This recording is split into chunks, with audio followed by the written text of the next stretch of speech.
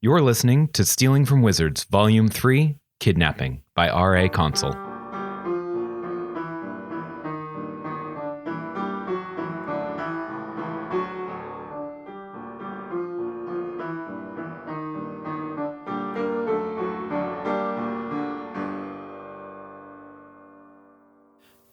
Chapter 1, Zephyr Way. Zephyr Way is a remarkable road.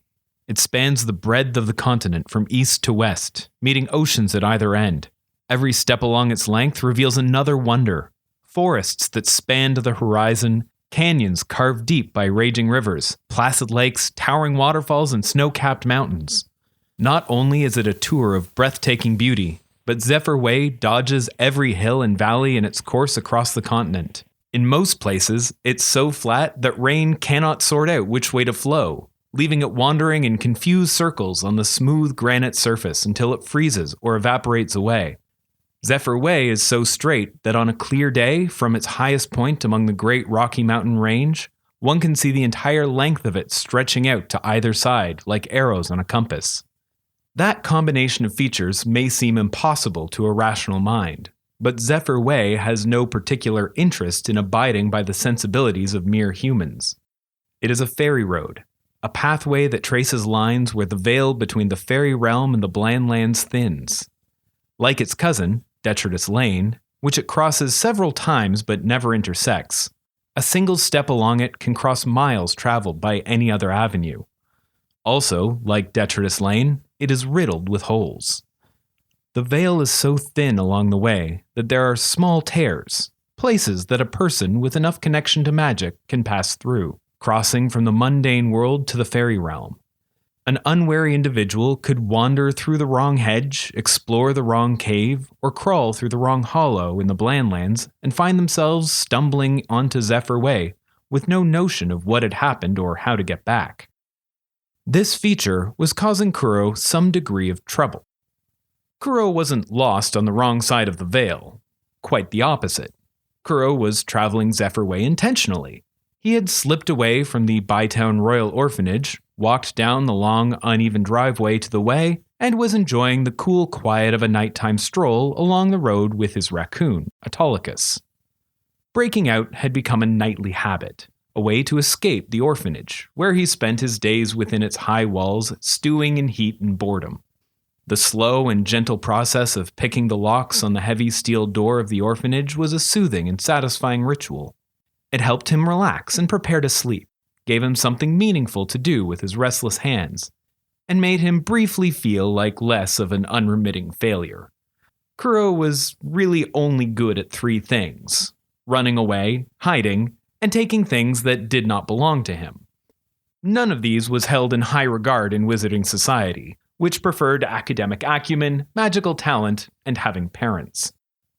Kuro was poor at all of those, and remarkably bad at the last one, even among those at the orphanage. Some, like the Lamorak sisters, Bella and Azalea, had excellent parents of noble lineage who had tragically passed away. Others, like Ari Vanderbosch, did not know their parentage, having been abandoned or having strayed in from the Blandlands. Kuro, however, simply did not have any parents. He was the result of an almost successful experiment to blend Luton and Wizard into a single creature. His very existence was a crime. His livelihood until his capture 2 years prior even more so, as he had pickpocketed and burgled for survival. Kuro was a convict, of which the walls of the orphanage and the silver bracelet around his wrist were a constant reminder. His nightly breakouts were a small exercise in freedom, a way to prove to himself that his captivity was at least partly voluntary, and he had some choices left in the direction of his life. The absolute majesty of the scenery along Zephyr Way didn't hurt either. Just a few minutes east of where the orphanage driveway met the road was a view of a great limestone cliff over which a waterfall poured. A short stroll later was a broad pond filled with croaking frogs and lit by countless glowbugs dancing among the reeds. It was hard to feel like too much of a captive when surrounded by so much glorious space. This night, however, was complicated by the unwelcome presence of another person on the road. It was a human kind of person, one he'd never met, and he would have preferred for that to continue. Kuro's natural response to encountering someone on Zephyr Way was to hide. To be entirely honest, that was his natural response to encountering another person anywhere, but on the way in particular. He wasn't supposed to be there. Neither, for that matter, was this person. They wore jeans, sneakers, and a t-shirt with an image of a smiling spined monster painted on it in a green so vibrant that it was painful to look at directly. It was the kind of color that could be tolerated only in the muted world of the Blandlands. They were clearly a stray who had stumbled across a gap in the veil and gotten stuck in the fairy realm. Now they were sitting in the middle of Zephyr Way, crying. Sobbing, actually. It was the sort of pathetic, choking whimper that remains after someone has already bawled out every tear they had. A final expression of upset before exhaustion completely takes over. Kuro didn't typically have much sympathy for crying, mostly because he was unfamiliar with the practice. It had been denied to him, trained out before he was old enough to remember. He didn't understand its purpose. It was incapacitating and noisy. Crying drew attention, dulled the senses, and clouded the mind, and most people seemed to do it at times when they needed to be at their sharpest, when frightened or injured. Kuro could not hide if he was whimpering, nor run if he couldn't see through his tears. It was an exceptionally poor idea to cry while alone in the wilderness around Zephyr Way. There were wolves of both the dire and were variety in the woods, giant serpents in the waters, and vicious cave bears in the hills. Sitting still and shouting was as good as ringing a dinner bell. In this case, though, Kuro could forgive the ill-advised sniveling. A stray wouldn't know any better. This stray, in particular, couldn't possibly know the danger, because they couldn't be any older than 3. Kuro looked to his small, furry traveling companion for some counsel, but Autolycus avoided Kuro's eyes. The raccoon fidgeted with his tiny hand-like paws and shifted his gaze about, already feeling guilty for considering abandoning the lost child to the wilderness. Autolycus wasn't a real raccoon. He was Kuro's familiar, a conjured creature, an extension of Kuro given form and a facsimile of life through magic. He was also a pest, a coward, and a thief, rarely where he should be and too curious for his own good. Which is to say, he was a painfully good reflection of his creator. Most wizards would merely unsummon a troublesome familiar, but Autolycus was stuck in physical form. He'd been left out too long and had started having ideas of his own, including the notion that he'd like to keep existing. He resisted the magic used to reabsorb him into Kuro's mind and had developed too much of a personality of his own for Kuro to feel good about popping him. Seeing his own feelings painted across his familiar, Kuro felt twice as guilty for thinking of leaving the stray child. He looked up and down the road for some sign of a traveler. In the daytime, some car, sled, or carriage would be passing every few minutes, but at night it might take hours. A distant howl made Kuro doubt they had that long. He and Autolycus started searching nearby bushes and ditches for gateways back to the Blandlands. The few they did find didn't have the panicked parents Kuro had hoped for. They were just portals to vast, empty expanses of forest. He could push the child through, but being lost and alone in a Blandlands forest was only slightly better than in the fairy realm. Depending how far the child had wandered up Zephyr Way, they could be hundreds of miles from their Blandlands home. Kuro muttered his discontent under his breath and accepted that he was going to have to help the child directly. "Could you stop crying, please?" Kuro asked as his means of introduction. The request had the opposite of the desired effect. The child, recognizing that someone was available to hear their wails, began sobbing with renewed vigor. "Oh, don't do that," pleaded Kuro. "Something will definitely come and eat you." The child was not moved by the logic of that argument, and, if anything, cried louder. Autolycus shook his head dismissively at Kuro's inability to comfort the child. "Oh, I'd like to see you do any better," replied Kuro to the silent criticism. To Kuro's surprise, Autolycus took up the challenge, boldly walking up to the child.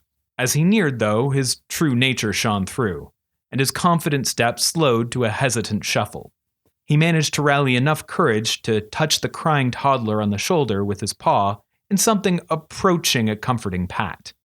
The effect was immediate, but not at all what he had wished. The child latched onto the raccoon, throwing their arms around his chest and squeezing him like a stuffed animal. While this provided solace for the child, it had quite the opposite effect on Autolycus, who struggled to find a way to escape that did not involve maiming his captor. As the lost child held firm, crushing the air from the raccoon, Autolycus reached out feebly and looked to his creator with pleading eyes for rescue. Kuro rolled his eyes in response. The raccoon couldn't suffocate. It didn't need to breathe. It wasn't even alive. Kuro instead took advantage of the brief calm to come up with a plan. He wished Marie were there. She was the oldest of several brothers and sisters and probably knew how to deal with younger children. Sadly, she was completely out of reach, spending her summer at home with those same siblings out in the Blandlands. Charlie would have been good to have around as well. She might not know much about human children, but she was wonderful with baby animals on her farm. If she could soothe a teething hydra, she could probably handle a grumpy toddler who only had a single head to comfort. She even lived on Zephyr Way, but at the completely wrong end of it. Even by truck, it would take hours to reach her farm. Arthur was vastly closer. Kuro could run to Bytown in less than an hour if needed. That was still too far and came with a host of other complications.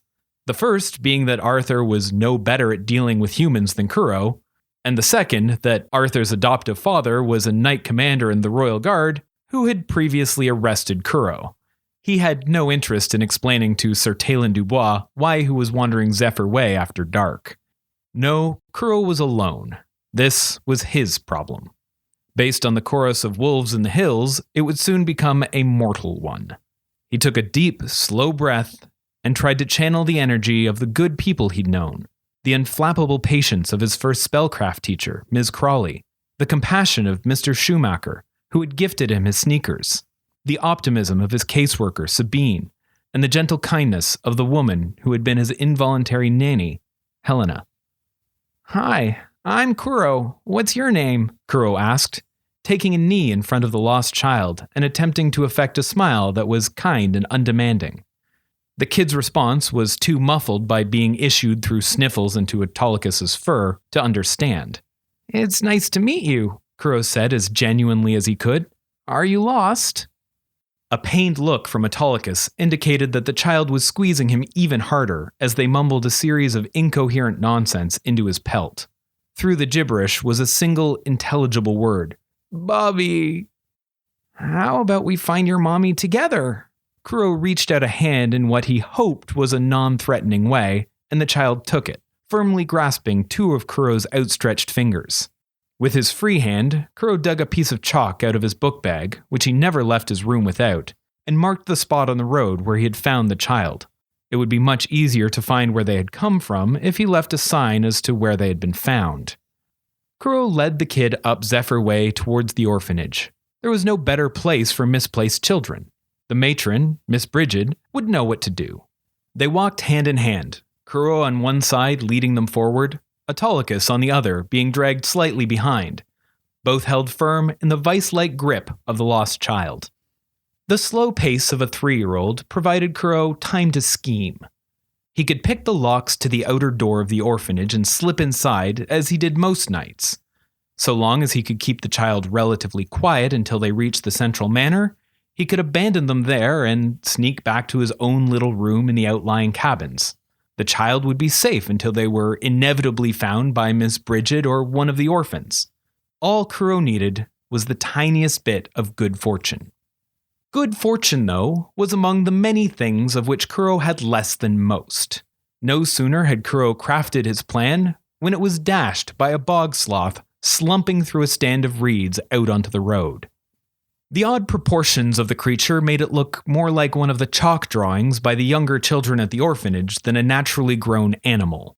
A pear-shaped body with stumpy hind legs and paddle-like feet, topped with a long, blocky head, which seemed to be attached the wrong way around, so that there was more space for nostrils than brain.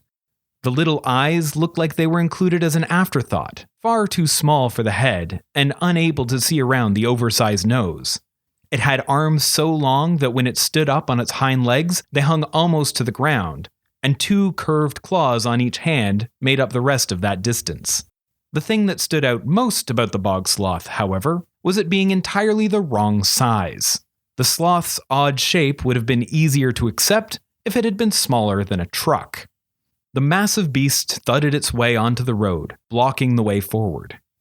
Kuro stopped and stood dead still, hoping the dark night and the bog sloth's poor eyesight would be enough to keep them hidden, or at least beneath notice, as he racked his brain for everything he knew about these animals. Charlie had told him a lot about them, but she told him a lot about a lot of things, and it was difficult to keep it all organized. It didn't help that she rarely distinguished which parts were facts, things she'd read in a story, or flights of fancy. The first thing he could recall was that these sloths had an excellent sense of smell. Given the size of the nose and the way it stood on its haunches sniffing the air, Kuro could have guessed that himself. The next was that they were herbivores, eating only lily pads and cattails. A small stroke of fortune, meaning it was unlikely to view the collection of 3 much smaller creatures on the road as snacks. The final piece of information Kuro could remember, which Charlie lamented as the reason they could not keep one on her farm, was that bog sloths were extremely, violently territorial and would use those long claws to dismantle anything foolish enough to wander too close. Kuro asked the wind for aid. Controlling the wind was one of the very few magics that Kuro could reliably perform, although he didn't know why or how that was true. The only explanation he'd ever received was from a talking coyote, who had told him that he was the beloved of the west wind and that she came to his aid when called because of her affection for him. That seemed like nonsense, but even so, he'd begun treating the wind with more consideration, letting her visit him on her own schedule and asking for help only when he really needed it. At Kuro's silent plea, the evening breeze shifted directions to keep them downwind from the monster. This kept the sloth from being able to smell them, but provided them with the opportunity to smell it.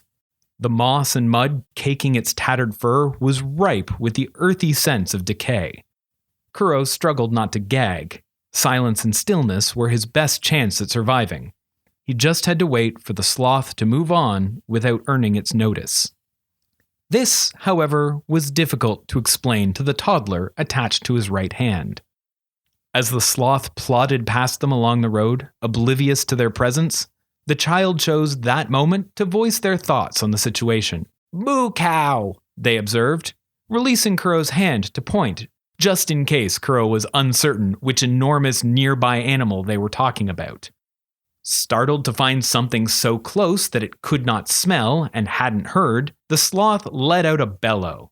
The night was shattered by a cry something like a foghorn going through puberty, and the air filled with the stench of its fetid breath. They were offered the chance for a good look into the wide maw filled with dozens of grinding molars and a writhing purple tongue. Kuro rejected that opportunity in favor of running away. He unslung his book bag and pushed it over the child at his side, scooping them and Autolycus up in one swift motion. The child released a cry of surprise and confusion upon finding themselves in a small office, complete with drawers, shelves, and a desk. Kuro tried not to advertise the unusual nature of his bag, but this was an emergency, and he was pretty sure the child wouldn't be able to explain it if asked. Those two safely stowed, Kuro bolted up the road. He hoped that the sloth would either live up to its name and be easy to outrun, or be satisfied with having frightened the invaders away. To his dismay, it was neither. It gave chase in an uneven lumbering gallop, with its back legs working furiously to keep up with the front. Kuro did not need to look back to judge the distance, as the clacking of the claws on the granite road and the noise like asthmatic bagpipes issuing forth from the creature's nose gave a clear indication that it was far too close for comfort, and Kuro was barely outpacing it. Kuro called for the west wind's aid for the first time that summer, and she answered with vigor. The wind that had been his close ally and protector for most of his life, helping him climb higher, jump farther, and run faster, swirled and rushed at him from behind. His already unkempt hair blew into his face, and his loose shirt and threadbare jeans flapped furiously.